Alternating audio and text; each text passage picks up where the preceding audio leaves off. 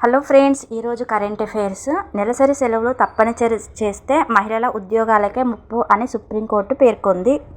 ఈ నెలసరి సెలవులను తప్పనిసరి చేస్తే దీర్ఘకాలంలో మహిళల ఉపాధి అవకాశాలపై ప్రతికూల ప్రభావం పడుతుందని, వారికి ఉద్యోగాలు ఇవ్వడానికి యాజమాన్యాలు ఇష్టపడవని సుప్రీంకోర్టు పేర్కొంది.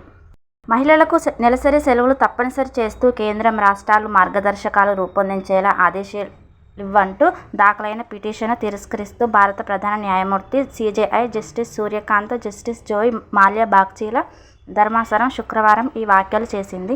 కొన్ని రాష్ట్ర ప్రభుత్వాలు, ప్రైవేటు సంస్థలు ఈ తరహా సెలవులను మంజూరు చేస్తున్నాయని పిటిషనర్ ధర్మాసనానికి తెలిపారు. దీనిపై సీజేఐ స్పందిస్తూ స్వచ్ఛందంగా ఇవ్వడం మంచిదే. తప్పనిసరిగా సెలవులు ఇవ్వాలని ఎప్పుడైతే చట్టం తెస్తామో అప్పుడు మహిళల కెరీర్లకు నష్టం కలుగుతుంది. వారికెవరూ బాధ్యతలు అప్పగించరు. సంస్థల యాజమాన్యాల మనస్తత్వం మీకు తెలియదు. ఋతుక్రమం అంశంపై అవగాహన కల్పించడం వేరు, దానిని సెన్సేషన్ చేయడం వేరు అని పేర్కొన్నారు.